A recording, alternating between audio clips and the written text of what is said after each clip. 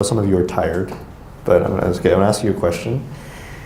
After understanding what science actually is, that it's not absolute fact, that it changes over time, that it's based on theory construction, can the Quran be scientific?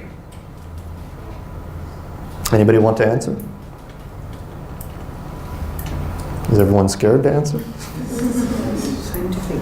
You say yes or no. So, I mean, it doesn't, I'm not going to punish you if you say the wrong one, don't worry. No. No? Who says no? Oh, who says yes? A lot of people undecided. Okay. Let me ask the question again.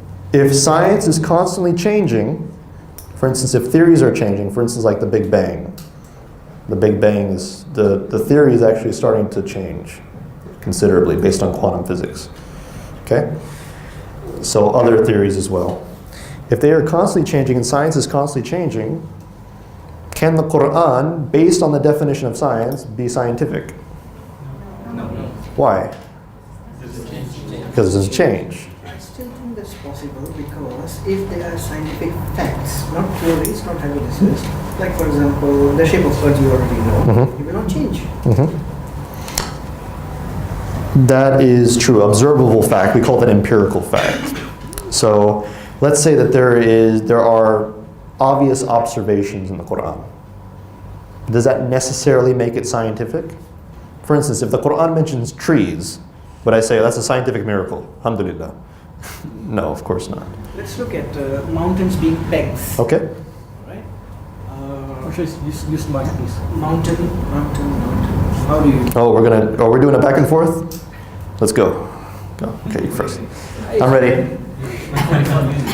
Huh? For example, Quran says mountains. Quran mentions mountains as having functions as pegs. And geologists confirm that that's the case. Mountains has a function, and they work as effects for our tectonic plates movements and so on. Okay. So if this is a known fact, coincidentally it's also mentioned in the Quran. Allah mentions it. How can it be unscientific? Because the point is that scientific, remember the definition of science is what? Falsifiable. No, that's false. I mentioned falsifiability is actually an older concept. Science is based on what? Theory selection. Right. Also, that's what we consider normal science. So we have also experimentation, etc. Based on what though? Based on the theory's construction, based on the theory's interpretation of the data in question, right? So, but what about observable fact, just direct observable fact? Okay, so let's go to your mountains example. The Quran does say that the mountains stabilize the earth, correct? Now, is this informing us of contemporary geological fact regarding the theory of how it interprets, or is it talking about a common sense observation?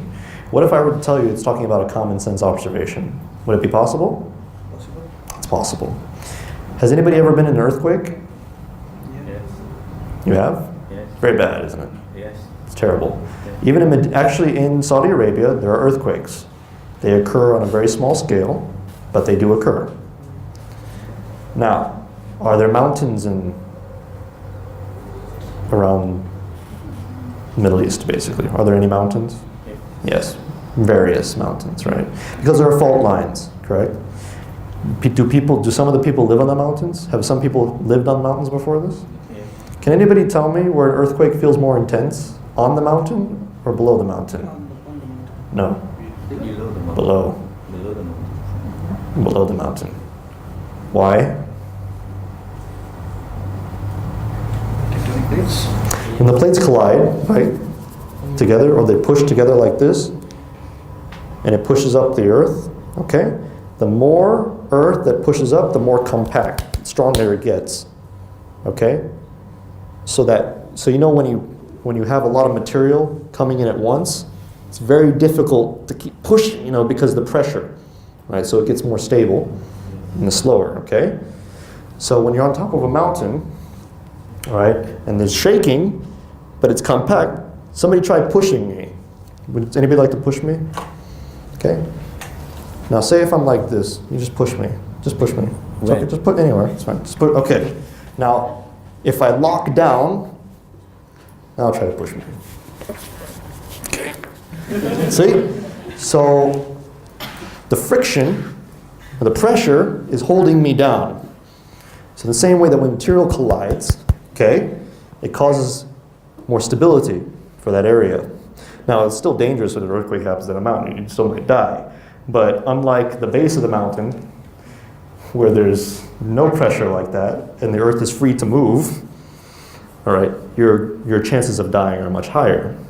So when the Quran was revealed to the Arabs, who probably happened to live in certain locations like that, they understood instinctively that the Quran was correct in this regard, because when they're on the mountain, they're like, okay, it's not so bad. But they see down there, and the town's been completely destroyed. It's a very commonsensical belief. It's very easy to understand. I'll give you another example. The Quran says the earth is flat. Does it? What is the Arabic word? Dahaha? Mm-hmm. Okay. Vast expanse. Yes. So many atheists will claim that the Quran mentions that the earth is flat.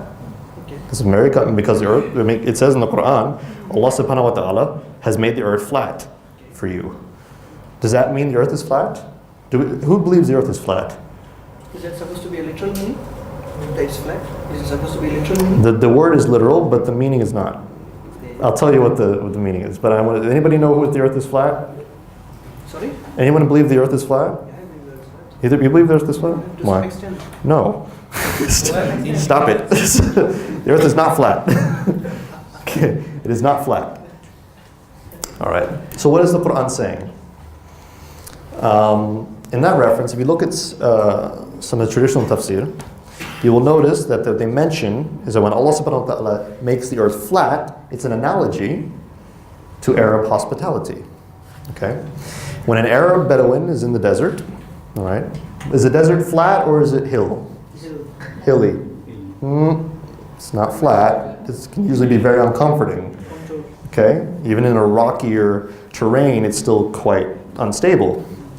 So when an Arab pitches his tent, what does he do before he pitches the tent?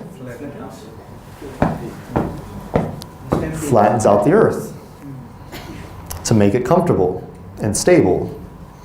So what Allah subhanahu wa ta'ala is saying in that ayah is that He's making the earth habitable for human beings. That's it. It doesn't, so like when you roll out a carpet, right? You flatten it out. Okay. What about the 3 veils around the fetus? The 3 veils around the darkness around the fetus? A lot of atheists claim that this is unscientific because a lot of Muslims claim that it is referring to a microbiological event. However, that's not the case. Even at the naked eye, during the fetus certain stages of development, you can see the birthing sac and the various veils that the baby goes through during its development stage. This is also known by the Greeks. Galen was a little bit off on it, but he was kind of close in describing what it was.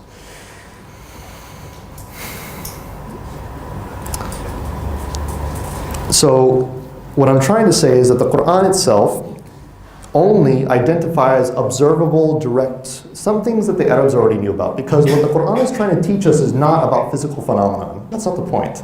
What is beneficial about that? What is beneficial about telling me, oh, here's the shape of the earth? There's nothing beneficial in that. The Quran was sent as a reminder. It was sent as a reminder, and it was sent for us to understand Allah subhanahu wa ta'ala. It was meant for us also to be grateful to Him. Many times when the Quran references physical phenomenon, it is trying to get us to understand the benefits of creation. Allah subhanahu wa ta'ala also mentions the cattle in many occasions. He mentions the ocean, He mentions the ships. He says, look at all these things I've given you. Which of your Lord's favors do you deny? Right?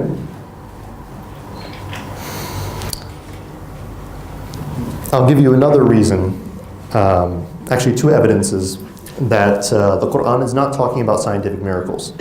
First off, from the scholar Al-Shatibi, 13th century, there was actually a time period when some scholars were actually thinking that there were scientific miracles in the Quran. So this is not a recent phenomenon. It occurred before.